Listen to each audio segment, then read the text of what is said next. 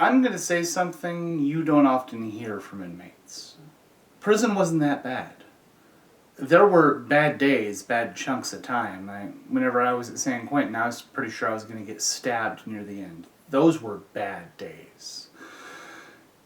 There's bad times, but the time, by and large, the totality of prison, it's not that bad. You have some reasonably good experiences while in prison. For every story I have about a bad day, for every nightmare I have about a bad day, there's a whole week or more where nothing bad happened and I pretty much just did my time. As an example, I remember a day around 2010 that stood out as something I'd remember. I woke up at 3:30 in the morning and did my morning meditation and then went to my work as the AM dining clerk. This was a reasonably easy job. I had to be precise and I had to be consistent. I couldn't make mistakes, but I only had to work a couple of hours a day from about 4 in the morning to about 8 in the morning, and my boss appreciated that I did my job well because it was a job that a lot of people had failed at. Essentially, I had to be in charge of all the paperwork that was generated in the chow hall in the time period that I was there. Because I did a good job, he let me leave whenever I was done, about 8:15, right before they ran morning yard and let all of the other inmates out to do day room activities and showers and phones. And he also made sure that I walked out of the chow hall with a reasonable amount of food because he knew I didn't steal and he knew I did a good job. So most days I left with a half dozen of whatever the food items that the cooks were making to sell on the yard from the stolen food that they'd gotten out of the chow hall. Usually it was breakfast burritos or sandwiches or something like that. And I would go back to my building right around the time they were releasing morning day room. I'd take a big bucket of ice that my boss would let me take out of the chow hall, and I'd set it by the table where I was going to play cards with the other 3 inmates with whom I had established a routine.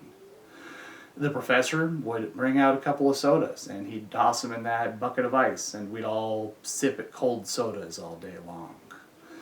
And Mel would bring out a couple of cookie wheels, which are an inmate manufactured treat, which they make out of peanut butter and caramel and other things they can get out of the chow hall. They're really quite good. I'd toss in my breakfast burritos, and my good friend Little, occasionally he'd have something small that he could toss in, but he didn't have a heck of a lot of money. That day, I remember it because he tossed in 4 candy bars. This was a big deal for Little because candy bars were about 75 cents a piece. Since he was working as a porter for about 7 cents an hour, you can do the math on how much work he had to do in order to toss in those candy bars. The 4 of us would sit down and play bridge that day like we did so many others because bridge is the best card game 4 people can play. This day stood out because it was the day that Little got his paycheck. It's how he'd been able to afford those 4 candy bars. And I pointed out that I remembered whenever Little had gotten the job 2 weeks prior. We'd been sitting right there at that table, playing bridge, drinking ice-cold sodas, and eating breakfast burritos. The same as we'd done every day for the past 2 weeks until it was time to start winding down for bed. This was a good 2 weeks, and it had just flown by. I might not even have noticed that I had 2 solid weeks where I just played cards with guys whose company I appreciated and ate good food. There was another day, and it stands out as possibly the best day of my term, the best experience of my term, the best time of my term that I spent with other inmates. Whenever I first became SNY, I was transferred to the prison New Corcoran, that's CSATF in Corcoran, California. And I had to live in the day room bunks. It was an open air environment, and I was under a lot of stress. I wasn't sleeping properly, I wasn't thinking properly. After about 3 weeks of being there, they moved me to a new building and things started settling down a little bit and I was able to interact a bit better. One day, I went out to the yard, and I noticed an elderly Hispanic gentleman sitting literally at the corner of the yard. They have a yellow line painted that's the out of bounds line. You can't go any further past it towards the fence or wall or whatever exterior impediment to escape there is. But he was pressed right up against that yellow line playing guitar. And I happened to walk close enough that I could hear him play, and it was miraculous that the music was falling out of the guitar. He made it seem easy, it seemed casual, until I stopped and looked and saw his fingers just dancing across the guitar. And he stopped, and I realized that I was not only stopped on the track, but that I was imposing. I was staring at him, and I apologized and told him to have a nice day, and I moved on. It was obvious that he wanted to be left alone, and over the course of that day, I kept an eye on him. Once or twice, people would sit down a little bit too close to Carlos, as I later found out his name was, and Carlos would just get up and move. He didn't mind that people were sitting down, but he wanted to be left alone and to make music. Around 11 o'clock, I noticed a gentleman from my building that I knew, Robbie, go and sit down with Carlos, and they had lunch together, and they played guitar for a little while, and they laughed and joked, and this is how I met Robbie, and Robbie and I became very good friends. I approached him that afternoon and asked him what Carlos's deal was, because I just couldn't believe how well this man could play guitar. I tend to give similar compliments to people that I like. I say they're clever, intelligent, smart, that they're well-spoken, that they think well. Robbie had a good heart. And he really did have a good heart. He was kind. He had very little, and I constantly had to try and get him to keep it for himself instead of give it away because he had such a generous spirit. And he was just doing a grip of time. I found out a little bit about his case and how much time he was doing because I helped him file an appeal regarding family visiting, which he lost. He didn't get his family visits. But over the course of filing this appeal, it became clear that Robbie was, he was illiterate. He probably had about a third grade reading level. And I had to painstakingly explain to him what the appeal said and why he wasn't being allowed family visits. It was actually sad. Given the amount of time that Robbie had and his isolation because of not getting the visits he wanted, he coped really well.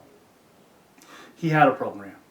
Every morning he'd wake up and go to breakfast, and he'd make sure that he sat down next to the trash can at breakfast. And everybody in our building knew if you were going to throw food away, don't throw it away, give it to Robbie. Robbie will eat it, that's what people would say. And so he'd end up with a stack of 8 or 9 trays just with the stuff that other people didn't want to eat. And he worked out like a beast. Every day after breakfast, he and I would walk laps, and every 5 minutes or so, he'd do some push-ups, he'd do some dips, he'd do some pull-ups, and we'd walk another lap, and he'd do it again. And he'd do this for hours at a time. The man was in incredible physical condition. And besides eating and working out, the only other thing that he did with his day was play guitar. Around 11, he'd sit down across from Carlos, and he'd play enthusiastically, loudly, and I don't mean incompetently. Robbie was a good guitarist, but I suppose next to Carlos, anybody was going to sound incompetent.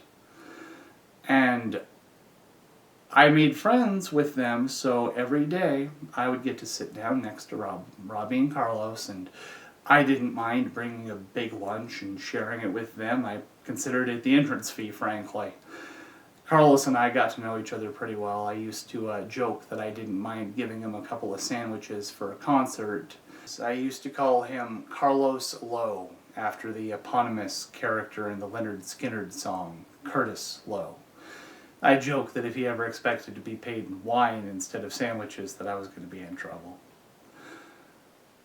Prison is a hard place. It's a hard place. And the thing about hard places is that they turn people into hard men. whenever you allow yourself to become hard, you run the risk of becoming brittle, rigid, weak in a new and dangerous way. I know nobody wants to be thought of as soft, weak, a wimp, but there is a real danger in being too hard, too rigid also.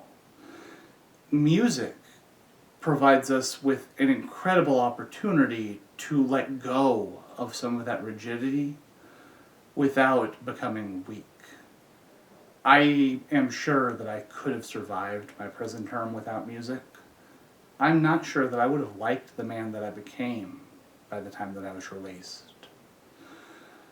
So I just want to take a moment, and I want to thank Carlos and I want to thank Robbie for creating that beautiful music for me there. If we ever meet again, lunch is on me.